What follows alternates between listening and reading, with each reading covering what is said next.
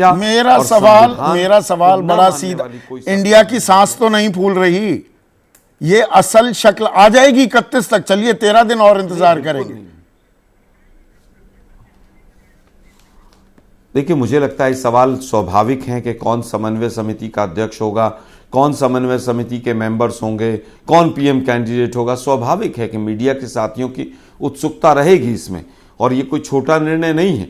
लेकिन मुझे पूरी उम्मीद है कि जिस तरह से तमाम सीनियर लीडर्स, नीतीश जी हों, शरद जी हों, खड़गे साहब हैं, हमारे राहुल जी हैं, सब लोग मिलकर जिस तरह से आगे बढ़ रहे हैं, कहीं पर दिक्कत नहीं आएगी। पटना कहीं पर दिक्कत नहीं आ रही तमाम है। सवाल लोगों मतलब आपकी सांस नहीं फूल रही है, सांसें फूल रही हैं बीजेपी की, इसलिए वो खेल कर रही है। महेश वर्मा आरोप लगा रहे हैं आलोक शर्मा आप पर।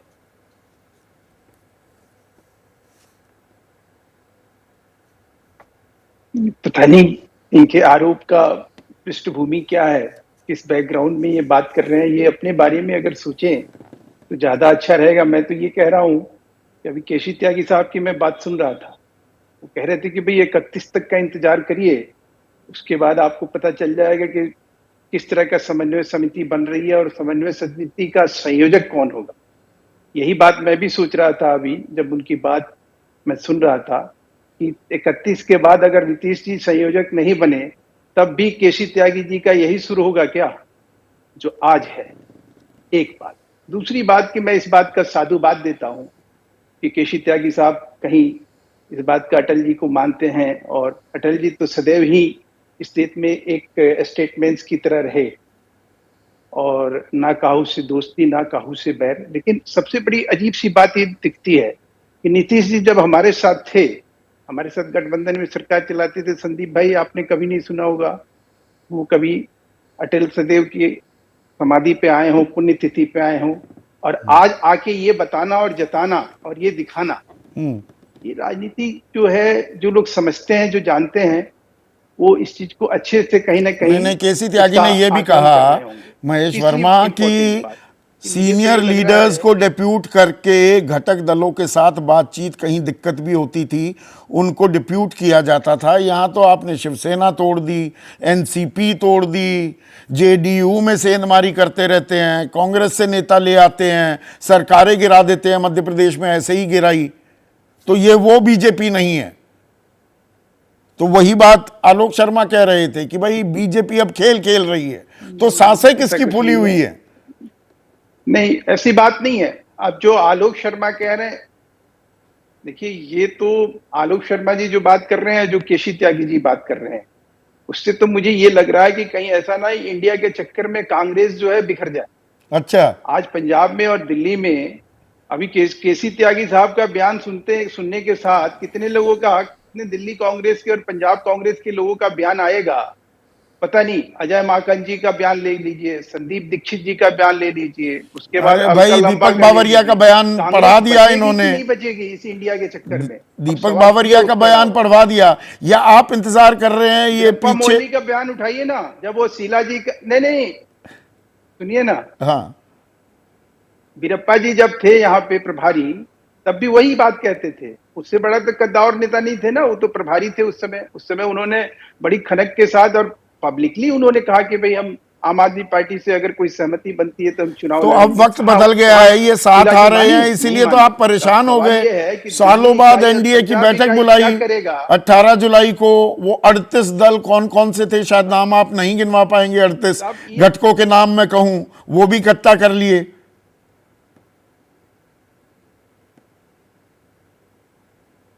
संदीप भाई एक बात मैं और आपको बताऊं, हमारी तो अपनी चिंता जो है वो स्वाभाविक है, हम उन 38 को जो है संभाल सकते हैं, तभी अपने साथ लिए हुए हैं। अब सवाल ये है कि इंडिया वाले मध्य प्रदेश में जब आम आदमी पार्टी चुनाव के लिए सीट मांगेगी, जब वो कहेगी कि भाई मुझे भी शेयरिंग कहीं यहाँ करो, जब वो कहेगी छत्तीसगढ़ में भी करो, इसी तरह से जब ममता दीदी भी कुछ मांगेंगी, क्या होगा?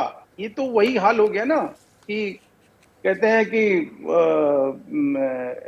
जैसे चले थे 24 बनने और 26 बन के आगे।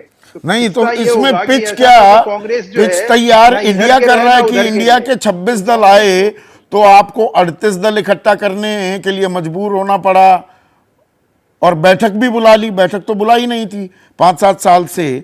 और उसी में एक और चीज, एक मिनट सुनिए ना, आप ही के साथ हूं, देखिए सुनिए ना, उसी में जुड़ जाता है ये फ्री की रेवड़ी।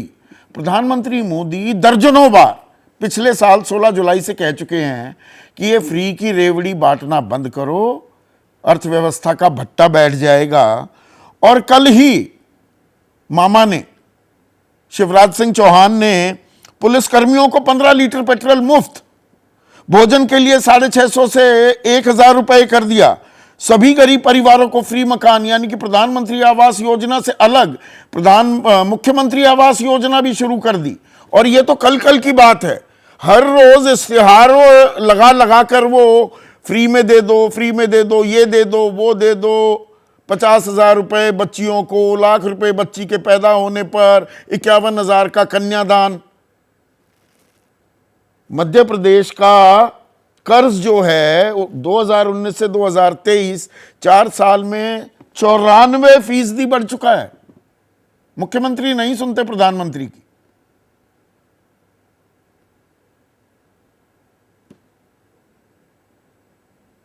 ये देखिए, फ्री बीज की जो आप बात कह रहे हैं, प्रधानमंत्री की चिंता तब भी थी और अब भी है।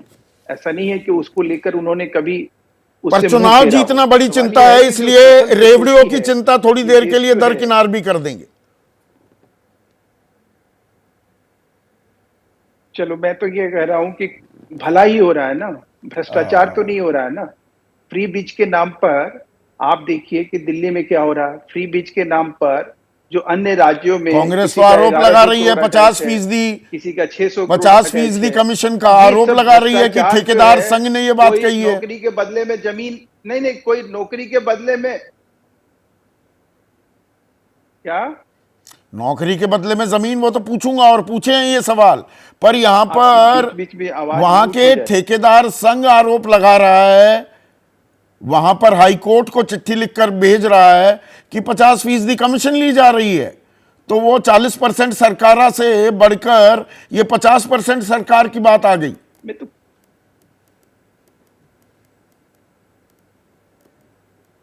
मैं तो कह रहा हूं कि अगर कोई ऐसा फीडबैक विपक्ष के नाते, कांग्रेस जो है अगर यही काम करती रही, अगर यही चीज उठाती रही, अच्छे से उठाए ना, हम उसमें साथ देंगे। हम तो जीरो टॉलरेंस पे काम करने वाली सरकार है जहां भी है, और हम ऐसे किसी भी व्यक्ति को छोड़ने के लिए तैयार नहीं है। लेकिन सवाल है कि फड़फड़ाहट उधर से होती है, जब भ्रष्टाचार के नाम पर कार्रवाई होती है तो ये कहा जाता है कि देखो देखो, हाँ, कार्रवाई हुई ना, अजित पवार पर कार्रवाई हुई, छगन भुजबल पर कार्रवाई हुई, हसन मुशर्रफ पर कार्रवाई हुई। यह है कि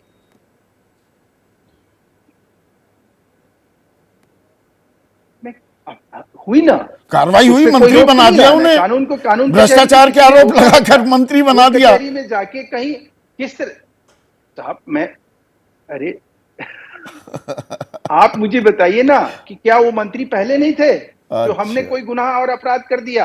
अच्छा, आप किस बात के लिए आज की डेट में किस मुंह से कांग्रेस कहेगी, किस मुंह से शरद पवार कहेंगे, किस मुंह से उद्धव ठाकरे कहेंगे कि अरे साहब देखो ये जो लोग मंत्री बने हैं अब ये भ्रष्टाचारी हैं? और वो आपके साथ है ना प्रफुल्ल पटेल और सुनील तटकरे। भारतीय जनता पार्टी ने ऐसा क्या कर दिया? महेश भाई, सुनील तटकरे और प्रफुल्ल पटेल एनडीए का हिस्सा है ना। अब आज तस्वीरें वायरल हो रही हैं, वो नवाब मलिक से मिलने गए उनके घर, मेडिकल ग्राउंड्स पर जमानत पर हैं।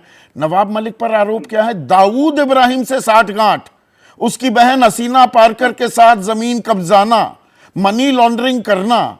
एनडीए के नेता ऐसे नेता से मिल रहे हैं।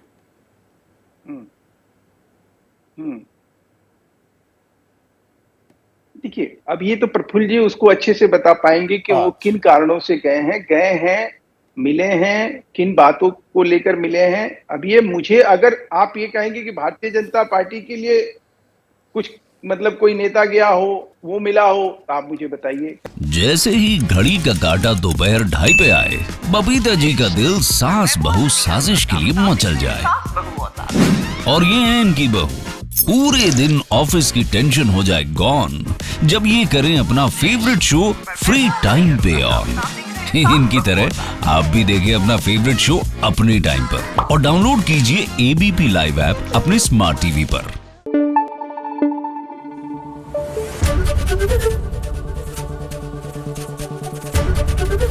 एबीपी न्यूज आपको रखे आगे।